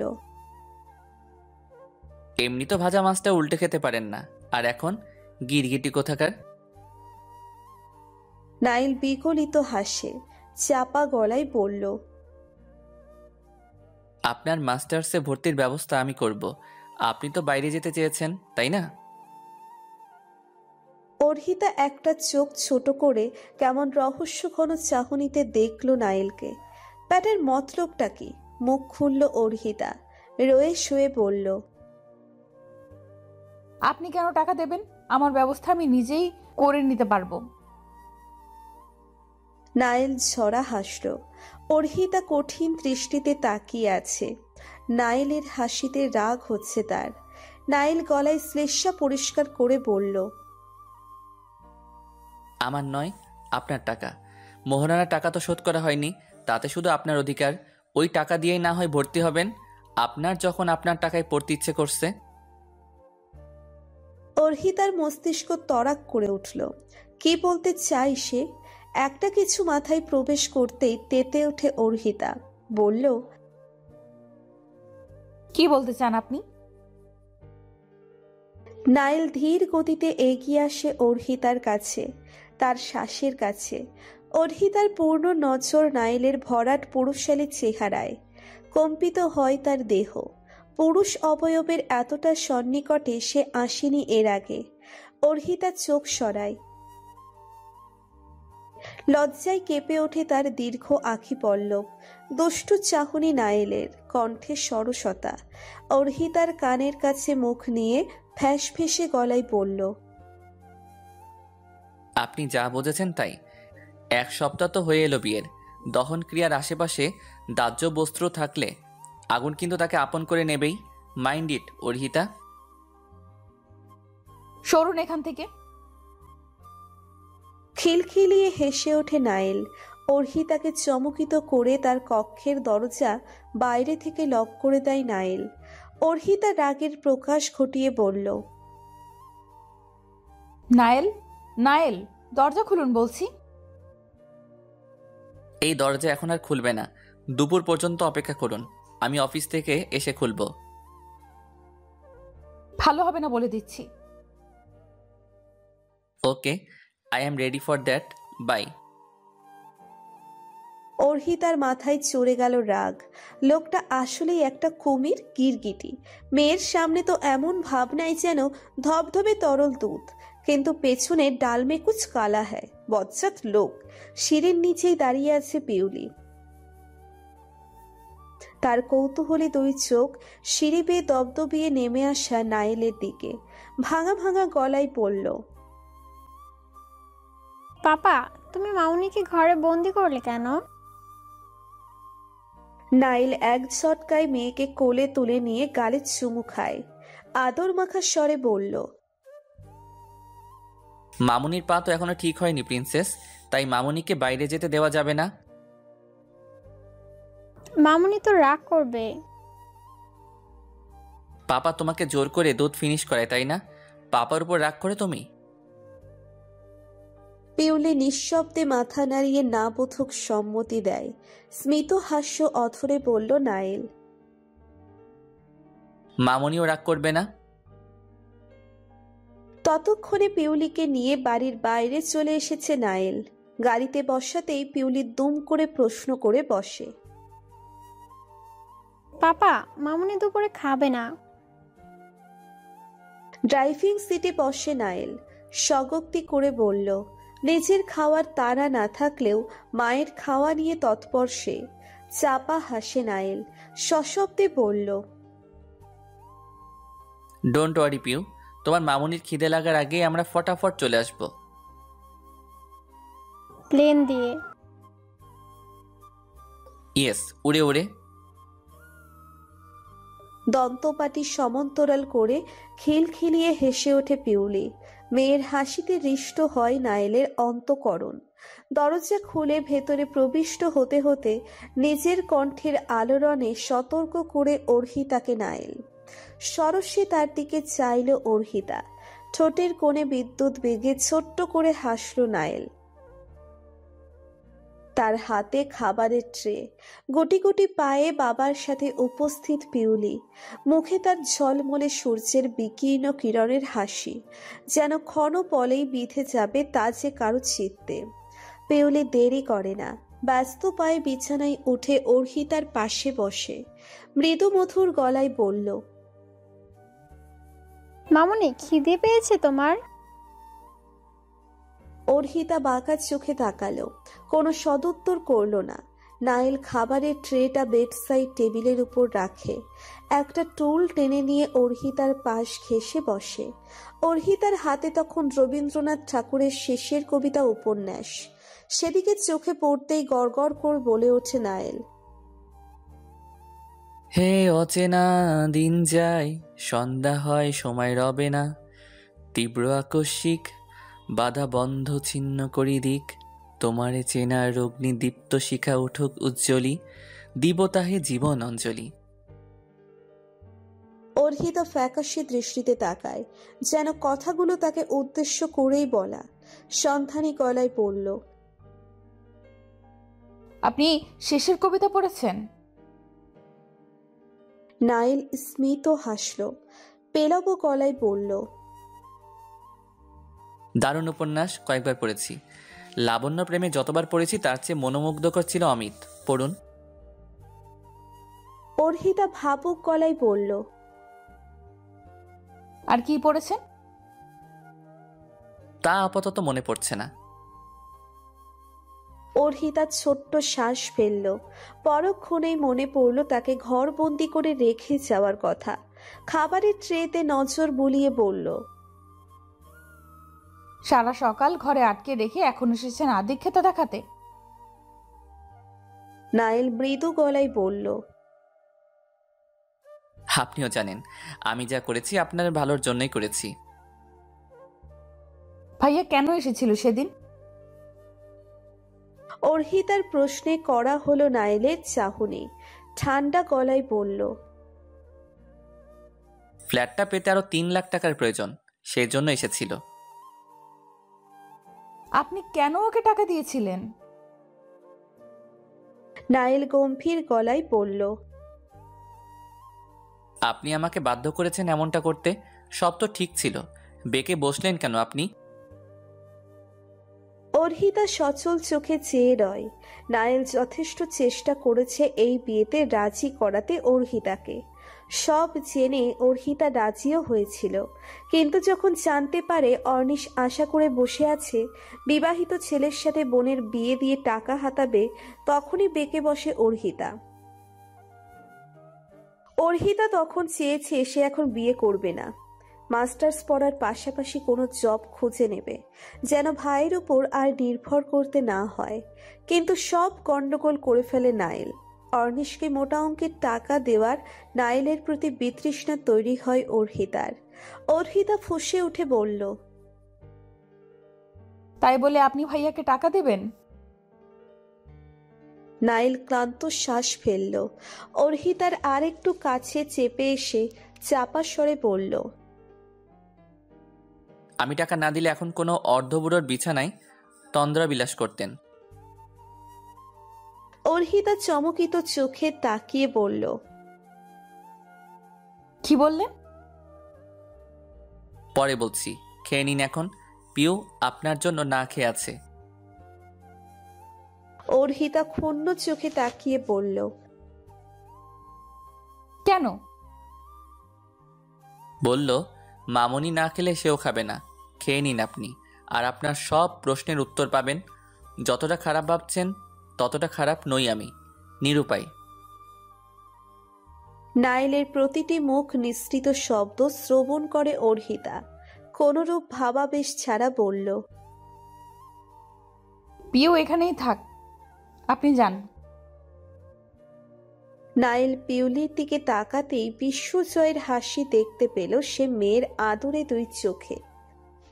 চোখে হেসে সম্মতি দিল নাইল।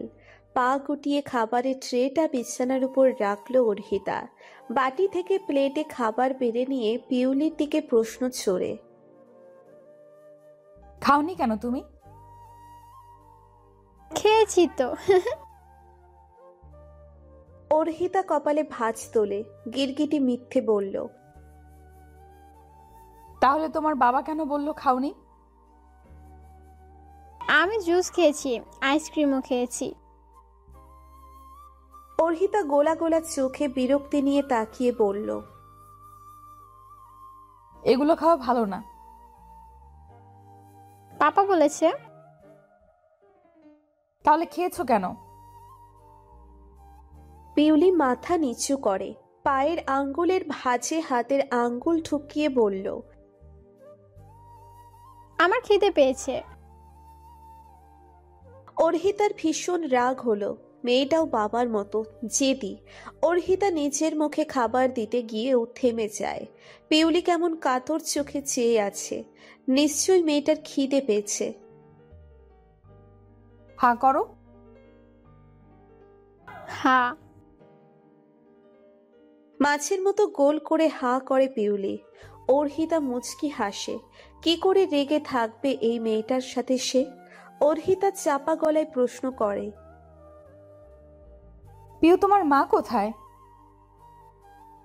পিউলি বোধহয় অবাস্তব কিছু শুনল। সে ড্যাবড্যাবে চোখে চেয়ে বলল, তুমি তো আমার মামনি। অর্হিতা লম্বা শ্বাস ফেলল। আজ আর তার রাগ হলো না, নরম গলায় বলল, আমি নই। তোমার আগের মামুনি কোথায়? ও নিহি মামনি। নিহি মামনি তো আকাশের তারা হয়ে গেছে। কি করে? অর্হিতার আজব প্রশ্নের জবাব ছিল পিউলির কাছে। বলল, আল্লাহ নিয়ে গেছে। পাপা বলেছে মামনিকে আল্লাহ নিয়ে গেছে। আমি তো ছোট ছিলাম, আমি মামনিকে বেশি ভালোবাসিনি, আল্লাহ বেশি ভালোবেসেছে। আর আল্লাহ যাকে বেশি ভালোবাসে তাকে আকাশের তারা বানিয়ে দেয়। তুমি তারা হবে না তো? আমি তোমাকে অনেক ভালোবাসবো মামনি, এত ভালোবাসবো। তুমি যেও না আমাকে ছেড়ে, তুমি তারা হইও না, তাহলে পাপা আবার কাঁদবে, আমিও কাঁদবো, অনেক কাঁদবো, আমরাও তারা হয়ে যাব। ঠোঁট ভেঙে ভ্যাভ্যা করে কাঁদতে থাকে পিউলি। শ্বাসরুদ্ধ হয়ে আসে অর্হিতার। ততস্থ হয়ে পিউলিকে জড়িয়ে ধরে অপ্রস্তুত গলায় বলল, এই মেয়ে চুপ করো বলছি। আরে আমি কোথাও যাচ্ছি না। ওই উপরওয়ালা আমাকে এত ভালোবাসে না। বাসলে আরো আগেই নিয়ে যেত, রেখে যেত না আমাকে। আমি তোমাকে ভালোবাসবো, পাপাও ভালোবাসবে। আচ্ছা আচ্ছা থামো এখন, খেয়ে নাও, খেয়ে দুজন একসাথে বসে কাঁদবো। এরপর কি হলো শুনতে চাইলে আমাদের চ্যানেলটি সাবস্ক্রাইব করে বেল আইকনে ক্লিক করুন। নিয়মিত গল্প শুনতে আমাদের চ্যানেলটি সাবস্ক্রাইব করে বেল বাটনে ক্লিক করুন। ধন্যবাদ।